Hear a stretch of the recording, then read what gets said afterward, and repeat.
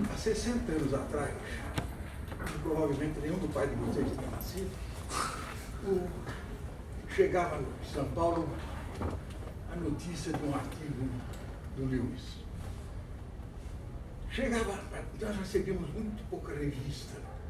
A American Economic Review era praticamente a única que tinha uma certa regularidade. E lá a gente viu um artigo do Bauer fazendo uma análise do artigo, aliás, de um livro que o Lewis tinha produzido, que se referia ao artigo.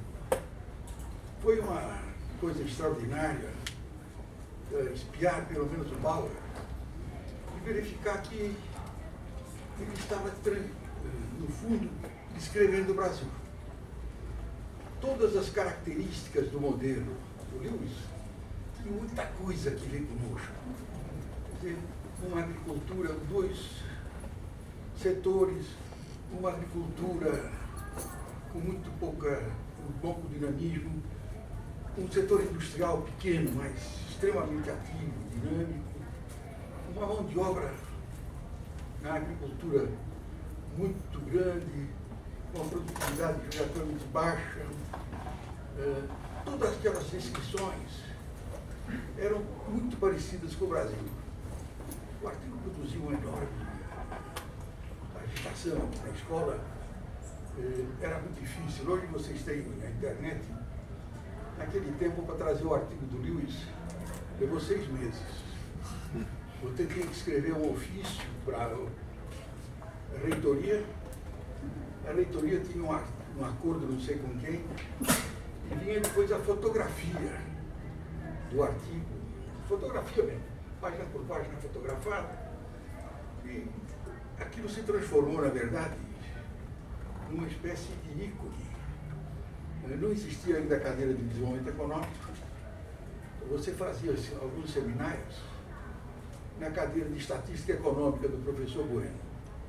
E foi lá, na verdade, que nós fizemos, 2 anos depois, em 57, o primeiro seminário sobre o artigo do Lewis. E se vocês observarem,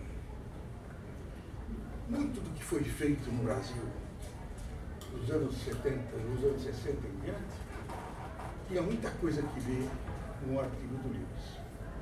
Na verdade, o artigo do Lewis levantava algumas das questões importantes. Quando você transfere o pessoal da agricultura, onde a produtividade é muito baixa, para o setor industrial, onde a atividade é muito mais alta, a produtividade, você praticamente mexe pouco na oferta da agricultura, de alimentos em particular. Mas, seguramente, você vai mexer muito na demanda. Você está, inclusive, urbanizando. De forma que um dos problemas fundamentais era como é que resolve isso. Nós tínhamos aqui uma restrição muito grande a CEPAL. A CEPAL era uma coisa muito interessante, era muito mecanicista, não tinha o menor respeito pelo sistema de preços, e achava que realmente isso era uma invenção de economistas. Basicamente, eles tinham uma grande diferença com a taxa de câmbio. A teoria do CEPAL era muito interessante. Não adianta mexer no câmbio, porque a oferta é inelástica. Como as pessoas acreditavam que a oferta é inelástica, ninguém mexia no câmbio. Um dia mexeu-se no câmbio e se viu que, ao contrário, o sistema funcionava. Se vocês olharem, uma boa parte desse sistema, digamos, dualístico, que já tinha chegado no Brasil através de um estudo sobre a Indonésia, do Wetke, esclarecia muita coisa. E foi uma verdadeira sensação durante... Nós cultivamos isso. Se vocês olharem, tem algumas teses de doutoramento, que ainda estão ligadas a isso, a do Pastore, que era para mostrar o seguinte, que ao contrário do que a CEPAL imaginava, o agricultor respondia ao sistema de preços.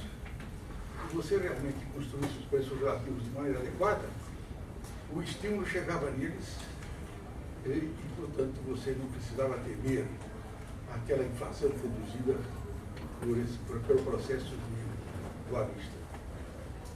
E mais, nós já sabíamos naquele tempo, e é por intuição que vocês hoje fazem todos com econometria, que na verdade a maior restrição ao crescimento econômico é o balanço de pagamentos. Então, você tinha uma restrição muito importante. Cada vez que você tentava empurrar o crescimento, ou aparecia uma tensão inflacionária, ou aparecia, conjuntamente, um déficit em contas correntes. Se vocês olharem realmente, depois dos anos 50, nós tivemos um crescimento muito acelerado. O Brasil cresceu durante 32 anos a 7,5% ao ano. Sempre com interregnos de um choque inflacionário, depois seguido por uma crise do balanço de pagamentos.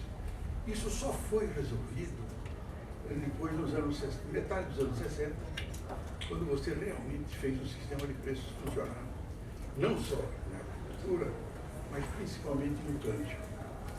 Então, você conseguiu simultaneamente expandir o mercado interno sem criar um problema de balanço de pagamentos, que voltou depois, em 79, a primeira crise, depois em 82, porque nós dependíamos muito da importação de petróleo.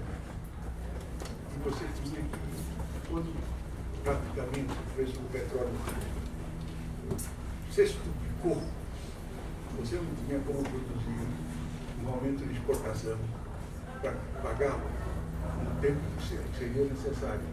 E com isso você teve realmente a crise de 81, 82, que foi uma crise de endividamento. Eu estou convencido que se não tivesse sido feito, nós seríamos o Bangladesh. Com todos os problemas que nós tivemos, o Brasil não teria a não ser realmente fazer o problema que ele fez de endividamento. De forma que o que eu queria dizer para vocês é o seguinte, nessa hora das saudades, é que o que vocês vão discutir hoje já causou muita sensação quando nós estávamos na Vila Nova. Era um prédiozinho pequeno, eram poucos alunos, mas era uma escola que tinha de tudo. Tinha quem acreditava em preços, tinha quem acreditava em Marx, e tinha uns pobres diabos que acreditavam em Keynes. E chamava-se Keynes naquele tempo. Por isso que eu fiquei muito feliz de ter sido convidado por vocês para estar aqui e dar apenas esse depoimento, que é uma parte da história. Mas agora vamos ver coisas sérias. Estou passando a palavra para você. Café para você.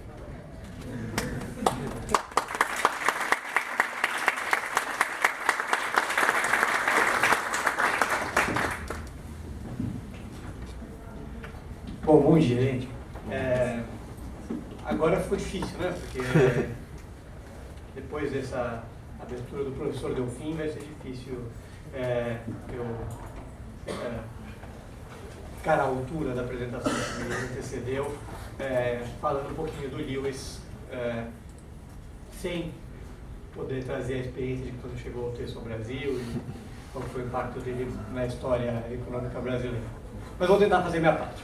A gente combinou brevemente, de forma meio informal, eu e a Laura, de fazer uma certa divisão do trabalho. Eu vou tentar, aqui nesse breve tempo que me cabe, falar bem rapidamente do modelo do Lewis e essencialmente eu vou tentar sugerir o que para mim, a minha visão, é a forma mais rica e interessante de se apropriar do arcabouço desenvolvido pelo Lewis hoje, né, em 2015, no centenário do seu nascimento, 61 anos depois da publicação do artigo original. E não vou falar muito de Brasil, daí discussão de o que o Lewis serve para pensar o Brasil de hoje, ou o Brasil, digamos, desde os anos 50 até hoje, fica para lá. Bom, em primeiro lugar, queria agradecer ao professor Gilberto pelo convite, por compor essa mesa com colegas tão ilustres. Para mim é um grande prazer. Agradecer a presença de vocês. Mas vamos direto, então, ao Lewis. Um ponto de partida, acho que interessante, é um artigo do Krugman, de 93, que é um artigo super provocador, que de alguma forma faz uma resenha dessa literatura dos chamados pioneiros do desenvolvimento, esses autores dos anos 40, 50 e 60, que começaram a pensar a realidade do desenvolvimento econômico nos países não do centro da economia mundial, não do centro rico da economia mundial, na época chamado de subdesenvolvidos, depois desenvolvimento, depois emergente. Nesse artigo do Krugman de 93, em uma certa passagem ele diz, abre aspas, provavelmente o artigo mais famoso da literatura de desenvolvimento econômico é Desenvolvimento Econômico com Oferta Ilimitada de Trabalho, de Arthur Lewis, de 1954. Retrospectivamente, é difícil entender por que razão. O Krugman, em poucas palavras, acha que não tem nada relevante nesse artigo de 54. E o meu objetivo aqui, humildemente, vai tentar sugerir que talvez ele tenha perdido alguns pontos importantes desse artigo de 54. Oportunidade de ficar calado. O que é interessante nessa resenha do Krugman é que, no fundo, ele está tentando defender o legado de uma parte desses pioneiros que, de forma ainda, digamos, intuitiva, sem modelos formais, antecipava ideias que depois ele teve na nova teoria do comércio internacional, né? Então ele está tentando se apropriar de o que ele chama de complementaridade estratégica, de externalidades pecuniárias, tal. E Nurse, Rosenstein, Rodin, esse tipo de autor, cabe bem ao argumento dele. Ele diz, o argumento dele é esse, que o Lewis foi o único autor que sobreviveu melhor desses, simplesmente porque, ao contrário dos outros modelos, o Lewis não precisava de concorrência imperfeita para ser formalizado. Então, um monte de gente conseguiu formalizar o Lewis, dado que nos anos 50 e 60 ainda não havia um arcabouço formal para formalizar modelos de concorrência imperfeita. Os outros modelos caíram no esquecimento porque requeriam concorrência imperfeita, e o Lewis não. Um outro artigo do ano passado, do Douglas Gollin, comemorando os 60 anos da publicação do artigo, tem uma visão um pouco diferente que eu acho que é mais precisa sobre a importância do artigo do Lewis. Ele diz, abre aspas, a descrição estilizada de uma economia dual realizada por Lewis soa verdadeira para qualquer pessoa que tenha passado algum tempo em um país pobre em desenvolvimento, onde prédios envidraçados modernos e áreas urbanas centrais reluzentes coexistem com imensas populações de fazendeiros raspando o solo com instrumentos manuais. Ao focar nesse dualismo fundamental, Lewis ofereceu uma maneira útil para pensar acerca do processo de desenvolvimento. Acho que talvez aí, de fato, é o que é mais importante a gente tirar, como o professor Delfim já antecipou, da contribuição do Lewis. O foco, trazer esse dualismo ao primeiro plano, faz com que o texto dele, de alguma forma, dê uma contribuição à literatura que é mais perene do que, inclusive, os outros pioneiros, que estavam focando em aspectos, complementaridade estratégica, externalidades pecuniárias, industrialização, deterioração de termos de troca, que eram mais ligados àquele contexto histórico específico, que depois se transformaram muito e requisitaram uma mudança muito grande dessas formulações. O Lewis não. Ainda que talvez o Lewis, ele, supusesse que a dualidade também fosse efêmera, porque eventualmente a gente chegaria no ponto de virada, no turning point do Lewis, e daí as economias iam se tornar todas modernas e o setor tradicional de subsistência ia terminar. Isso não aconteceu. E a incrível persistência da dualidade nas economias contemporâneas, ainda hoje, em 2015, faz com que o texto dele seja talvez muito frutífero e produtivo para pensar a economia hoje. Além de que, dos pioneiros, o Lewis é o único que ganhou um prêmio Nobel. O Myrdal ganhou também, mas ganhou pela teoria dos ciclos entre guerras, não pelas suas contribuições no desenvolvimento. E, salvo engano, isso acho que deixo ao juízo de vocês, mas, ao meu ver, é super sintomático, salvo engano, foi o único negro que já ganhou um prêmio Nobel de Economia. O Lewis era caribenho de Santa Lúcia.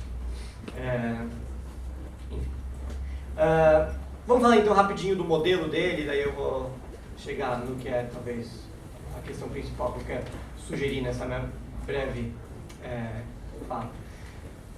O contexto do trabalho desses pioneiros é essencialmente uma preocupação muito grande que houve com a situação dos países da periferia da economia mundial, chamado Terceiro Mundo na época, no imediato pós-guerra. Em parte isso se deveu à imensa onda de descolonização, então um monte de países que eram colônias se tornaram países independentes, e daí tinham que buscar com seus próprios meios se desenvolver. Em parte isso se deveu ao clima da Guerra Fria, né? Havia uma preocupação muito grande dos dois polos do sistema político mundial, Estados Unidos e União Soviética, em disputar esse mundo egresso da descolonização e, digamos, a América Latina também, que já tinha sido descolonizada há um bom tempo, mas que também pertencia a esse mundo periférico, né? E uma parte muito grande desses pioneiros é um grupo de economistas particularmente cosmopolita, vindo de vários lugares do mundo, muito com experiência de imigração, de exílio forçado, ou vindo de países periféricos, que vão ser abrigados em uma série de instituições, em partes criadas pelo sistema das Nações Unidas, justamente para pensar esses países periféricos, né? A CEPAL é o caso mais famoso, mas vários outros, né? A CEPAL da Europa, ou a Comissão Econômica da ONU para a Europa, era um dos principais lugares onde o Middle trabalhou por um tempo. O Lewis, ele mesmo, trabalhou em algumas comissões da ONU voltadas à África e coisas desse tipo. Então o Lewis está, digamos, nesse contexto. É um caribenho de Santa Lúcia, estuda na London School of Economics, onde ele também dá aula por um tempo, participa de todas essas instituições internacionais do imediato pós-guerra, depois vai ser professor em Princeton e tem, então, uma trajetória comum com esse grupo de autores. O modelo dele, essencialmente, é esse modelo de uma economia com dois setores, bem, digamos, resumidamente, um setor de subsistência e um setor capitalista. Nas interpretações e formulações acerca do trabalho do Lewis, essa dualidade às vezes é reinterpretada de várias formas diferentes. Indústria, agricultura, urbano, rural, formal, informal. Em parte, eu acho que essas outras alternativas complicam e não esclarecem tão bem o que estava na cabeça do Lewis mesmo, né? Ele diz muito claramente que um setor agrícola, um trabalho assalariado, voltado à obtenção de lucro, é um setor capitalista, que deve ser considerado como parte do setor capitalista e não como parte do setor de subsistência. Assim como todo o setor urbano informal, serviços domésticos, comércio ambulante, o trabalho casual, que é uma coisa que ele menciona com frequência, apesar de não estarem no mundo rural, seriam parte do setor de subsistência. Então ele está tratando basicamente dessa economia com dois setores, um setor de subsistência e um setor capitalista. O setor de subsistência, de alguma forma, é a parte mais importante do modelo do Lewis, porque é a parte que determina, digamos, a tal da oferta ilimitada de trabalho, que é o núcleo da sua contribuição teórica, né? Esse setor de subsistência seria, então, o setor principal do ponto de vista do percentual de população empregada nessas economias duais e, portanto, a fonte da oferta, da chamada oferta ilimitada de mão de obra. É um setor que é caracterizado pelo fato de que a redução do número de pessoas nesse setor não necessariamente reduz a produção desses setores. É o que ele, polemicamente, no artigo 54, se refere como um setor com produtividade marginal muito baixa ou eventualmente zero, talvez até negativa. Isso gerou uma polêmica muito grande e muitos economistas neoclássicos foram direto nesse ponto para invalidar toda a teoria dele. E depois ele fala, olha, o que eu estava falando não era bem isso. No texto 72, que ele está respondendo aos críticos, ele diz, olha, ao que eu estava me referindo era o fato de que a produtividade de um homem ou de uma pessoa, de um trabalhador adicional, tende a ser zero, porque simplesmente quando numa propriedade agrícola familiar, uma pessoa imigra para trabalhar na cidade, os outros familiares tranquilamente conseguem se reorganizar para cumprir as tarefas que esse outro cumpria, e eles não vão, digamos, produzir menos por causa da saída dessa pessoa. Mas não significa que a produtividade marginal dele, quando estava lá, como os neoclássicos em geral interpretaram a frase ambígua do Lewis, fosse zero, que ele estava lá gastando tempo e não fazendo nada.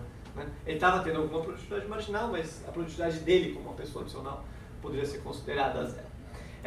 O que significa que, por isso, é uma fonte ilimitada de mão de obra, porque você consegue tirar a parte grande da população desse setor de subsistência mantendo a sua produção constante. A outra questão é dos termos de troca e a mudança da demanda da produção desse setor, como o professor Delfim mencionou, ao que a gente vai chegar em instância.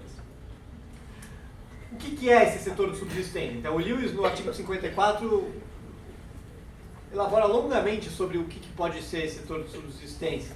Não só a agricultura de subsistência, que é, digamos, talvez o caso mais típico, mas também o setor informal urbano. Trabalho casual, ele sempre menciona carregadores de mala que ficam lá disponíveis para ganhar algum trocado, ajudando viajantes, comércio ambulante, serviço doméstico, e mesmo outras questões como a baixa taxa de participação das mulheres e o potencial de aumentar a participação das mulheres na força de trabalho seria uma fonte de oferta ilimitada de mão de obra, assim como o crescimento populacional. Quando o Lewis está falando de crescimento populacional, ele está pensando essencialmente na queda muito abrupta da taxa de mortalidade desses países pobres nesse período, que faz com que o crescimento populacional seja muito mais acelerado na maior parte dos países da periferia ao longo, pelo menos na segunda metade do século XX, do que havia sido durante a Revolução Industrial dos países de industrialização original, dos países da Europa Ocidental. Essa oferta praticamente ilimitada de trabalho faz com que o setor capitalista moderno consiga empregar quantidades crescentes de trabalhadores a um salário real constante.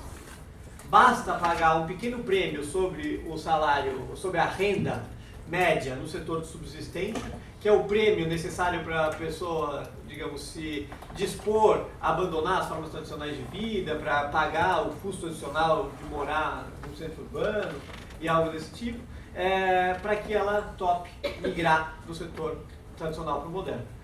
Mas com dado esse pequeno prêmio, o salário real pode ficar constante por um longo tempo enquanto o setor de subsistência for grande o suficiente para ser essa fonte ilimitada de trabalho. Isso era, essencialmente, ou na visão do Lewis, o que os economistas políticos clássicos chamavam de salário convencional.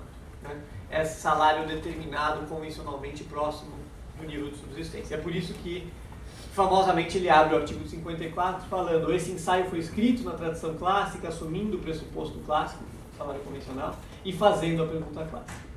Fazendo a pergunta clássica, essencialmente a pergunta do motor do desenvolvimento econômico. E aí ele faz uma distinção no texto 58 interessante entre a teoria do valor dos clássicos e a teoria do desenvolvimento. O Lewis não era, digamos, um heterodoxo, até porque seria anacrônico dividir a teoria econômica dos anos 50 e 60 em ortodoxia e heterodoxia. O Lewis era próximo e, digamos, simpático a uma parte grande das contribuições neoclássicas. Ele só achava que elas não se aplicavam muito bem a uma parte muito grande do mundo. Mas, por exemplo, ele não era muito simpático à teoria do valor dos clássicos. Ele não achava que a economia política clássica dava uma resposta interessante para a questão de preços relativos. Mas ele achava que na economia política clássica havia uma teoria do desenvolvimento que, no furor dos neoclássicos de questionarem e invalidarem a teoria do valor dos clássicos, havia sido perdida. E ele está tentando recuperar essa teoria do desenvolvimento, nas palavras dele. Bom, isso é o setor de subsistência. Quem é o setor capitalista? É um setor, não é, digamos, como eu já mencionei, não apenas indústria, em geral é interpretado como indústria, mas não é apenas indústrias. Uma agricultura capitalista, que busca o lucro, poderia também ser considerado parte do setor capitalista. Basicamente é um setor que tem um estoque de capital fixo e cujo limite de crescimento é a acumulação de capital. Ele vai conseguir empregar tantas pessoas quanto o estoque de capital permitir. Ele é um setor com produtividade média muito acima do setor de subsistência e é o setor dinâmico da economia. O processo de desenvolvimento, então, é basicamente a migração de trabalhadores do setor de subsistência para o setor capitalista, o que vai elevando a produtividade média da economia.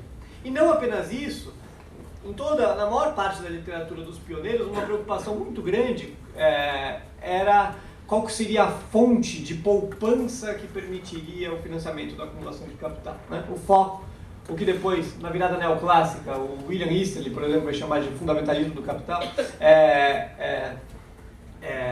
o que na literatura dos pioneiros, essencialmente, desenvolvimento era visto como acumulação de capital físico, né?